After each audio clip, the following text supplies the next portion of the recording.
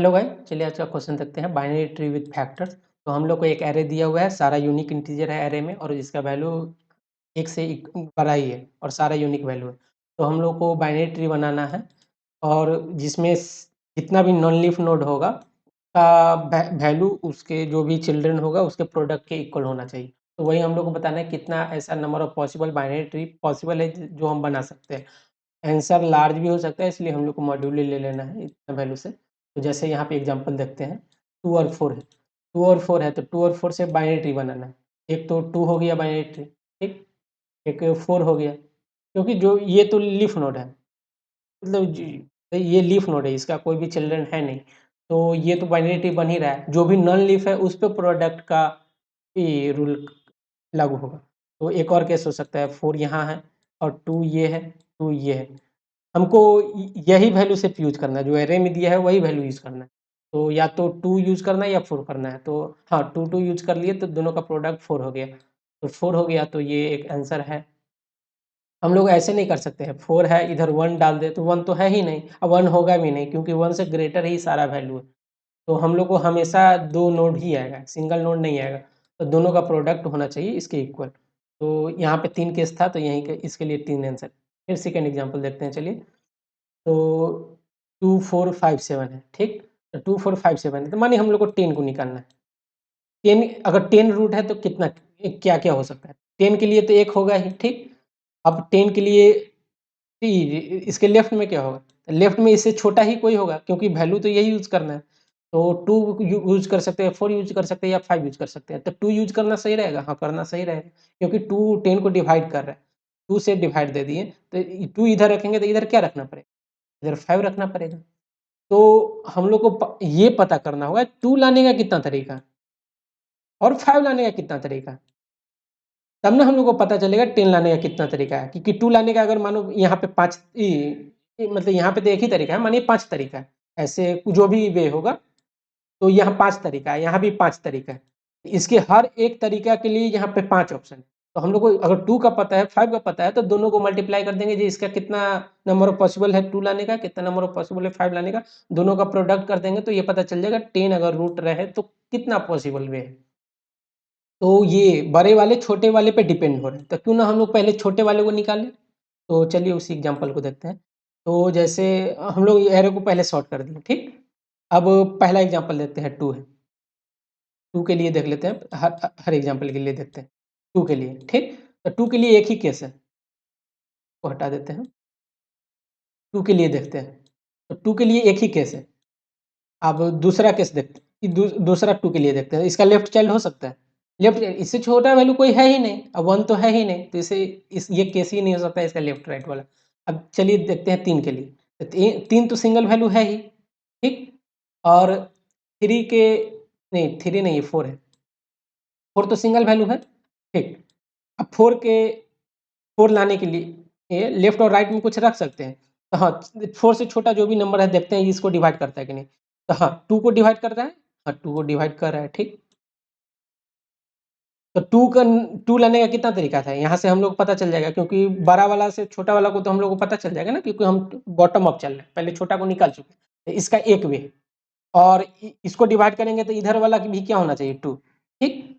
क्योंकि हम लोग मल्टीपल यूज़ कर सकते हैं, तो ये यहाँ इसका जो भी तरीका होगा, इसका जो भी तरीका होगा, दोनों का 1-1 तरीका है, तो यहाँ से 1 ऐड हो गया, ठीक? अब 2 से 4 से छोटा में सिर्फ 2 ही था, 2 के लिए चेक कर लिए, तो एक यहाँ से आया, एक यहाँ से आया, तो टोटल केस कितना हो गया? 2 हो गया 4 के लिए। अब चेक करते हैं 5 के लिए, तो 5 के लिए सिर्फ एक ही तरीका होगा, क्योंकि 5 से छोटा जो भी है 2 है, 4 है, दोनों 5 को डिवाइड कर नहीं रहा है। अब देखते हैं 10 के लिए। 10 के लिए एक तो 10 हो गया, ठीक? अब 10 पॉसिबल है लाने का, तो 10 से छोटा कौन-कौन है? 2 है, 4 है, 5 है, तो 2 के लिए चेक करते हैं। हाँ, 2 तो डिवाइड कर रहा है, तो 2 यहाँ रहेगा, तो 5 वहाँ जाएगा। तो 5 का 2 का कितना तरीका है? 2 का तरीका था 1, अब 5 का कितना तरीका है? 1, तो यहाँ से भी 1 आ गया, 1 into 1, ठीक? अब चेक कर लेते हैं 2 4 10 से छोटा क्या है? 4 है, तो 4 क्या डिवाइड दे रहा है? 4 डिवाइड नहीं दे रहा है।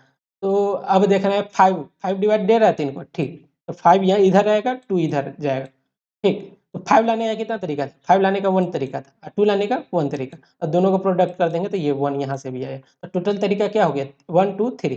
तो ये 3 तरीका हो गया जब 10 रूट हो। तो टोटल 10 तक तो हम चल गए, तो टोटल कितना हो गया? 1, 2, 3, 3 एक 4, 4 3 और 3 7। तो 7 तरीका यह हो गया, यही आंसर। तो चलिए हम लोग सिंपली यही करेंगे। तो ये पीछे वाला का हम लोग कैसे पता लगाएंगे जी इसका कितना, 2 का कितना हो गया, 4 का कितना हो गया? तो ये तो रैंडम 1 2 3 वैल्यू तो है नहीं, ये तो कुछ और वैल्यू है, ये कुछ और वैल्यू है, 10 टू पावर 9 तक भी वैल्यू है। तो हम लोग क्यों नहीं मैप यूज कर लें? मैप में वैल्यू पे क्या आंसर है? अगर वो 1 बेस इंडेक्स रहता तो सही था, नहीं तो ये 10 पावर 9 वाला है, तो इतना साइज का तो अरे बना ही नहीं सकते। तो हम लोग मैप का यूज कर लेते हैं ताकि 1000 वैल्यू है तो 1000 साइज का ही इस्तेमाल करेगा मैप में। तो मैप और जो भी वैल्यू होगा तो वैल्यू का प्रोडक्ट मतलब इंटीजर को ओवरफ्लो भी कर सकता है, तो लॉन्ग लॉन्ग टाइप का ले लेंगे, क्योंकि एक वैल्यू 10 पावर 9 तक हो सकता है। मानिए सारा 10 पावर 9 ही है, तो 10 पावर 9 इंटू 10 पावर 9 ये तो ओवरफ्लो हो जाएगा, इंटीजर के बाहर चला जाएगा। तो मैप और इंट लॉन्ग मतलब इंट और लॉन्ग का मैप ले लेंगे और इसमें स्टोर करेंगे 2 का क्या आंसर है, 4 का क्या आंसर है, 5 का क्या आंसर है। अगर 10 का निकालना है तो 2 और 5 का यूज कर लेंगे, अगर 5 और 2 का यूज कर लेंगे। तो चलिए इसका कोड देखते हैं। ठीक, तो सबसे पहले हम लोग सॉर्ट कर देते हैं, क्योंकि सबसे पहले छोटा का निकालना है। तो सॉर्ट कर देते हैं अरे को।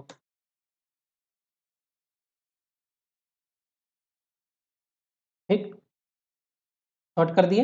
हम लोग साइज पता कर लेते हैं, तो एन में रख लेते हैं साइज। क्या हो रहा है? तो कुछ दिखा रहा है। ठीक, ये साइज निकाल लिए। ठीक, अब हम लोग जाते हैं हर एरे के वैल्यू में, तो जा रहे हैं एन तक, हर वैल्यू में जा रहे हैं। ठीक, और मैप रख लेते हैं ताकि हम लोग को इंट लॉन्ग लॉन्ग का। ठीक, मैप रख लिए और हम लोग को मॉड्यूलो भी लेना है। तो मॉड्यूलो लेना है, उसके लिए हम लोग एक वेरिएबल ले लेते हैं मॉड टाइप का।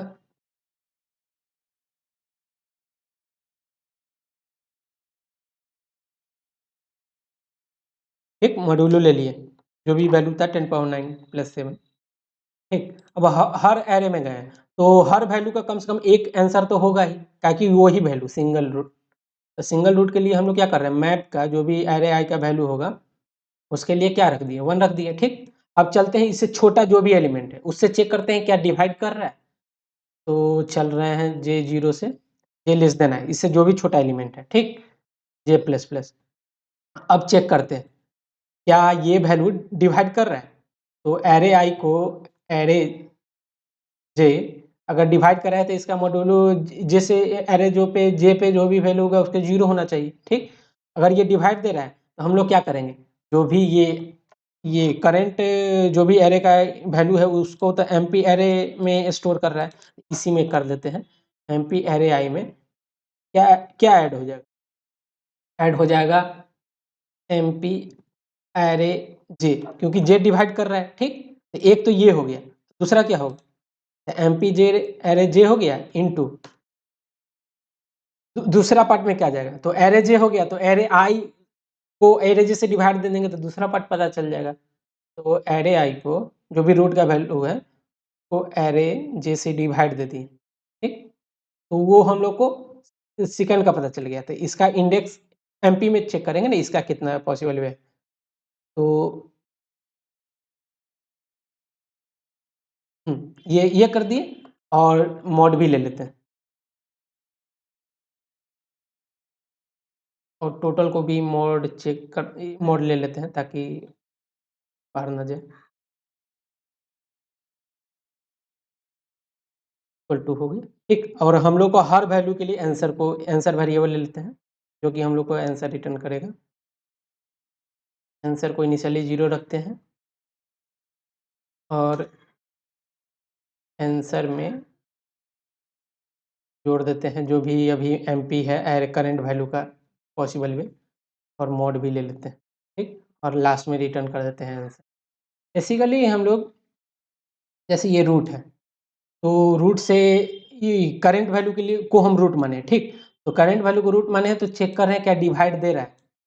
क्योंकि लेफ्ट वाला पाथ है, इसके छोट इससे छो इ जो यहाँ पे जो भी वैल्यू है इसके छोटे में जा रहा है, मतलब लेस देन I तक जा रहा है। और वो डिवाइड कर रहा है तो इसका लेफ्ट पार्ट क्या होगा? तो ये मानिए 10 वैल्यू है, ये 2 है, ये दोनों को डिवाइड कर देंगे तो ये वैल्यू हो जाएगा 5। 5 का कितना वे है, 2 का कितना वे है वो मैप से पता चल जाएगा। तो वही है, इसके वैल्यू पे हम लोग इससे पिछले वाले इसका जो भी एरे जे होगा और जो भी इस दोनों को डिवाइड करने के बाद जो भी वैल्यू आएगा, उस दोनों को वैल्यू पे चेक कर रहे हैं। तो यहाँ पे देख रहे हैं, हाँ, ये तो सही दिख रहा है, एरे आई, एरे जे। अगर यहाँ पे कुछ गड़बड़ होगा तो देखेंगे, रन करके देख।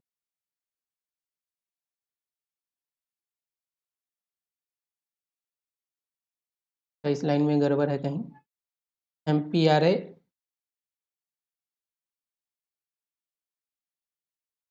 MP एरे आई, हम लोग का एरे आई और एरे जे यहाँ पे है, ठीक। ये क्लोज है, तो ये एक एक्स्ट्रा है, ये एक एक्स्ट्रा ब्रैकेट रन करते हैं।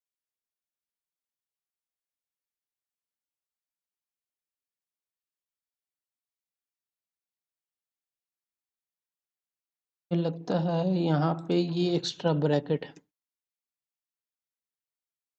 ये क्या स्पेस के कारण हो रहा है क्या?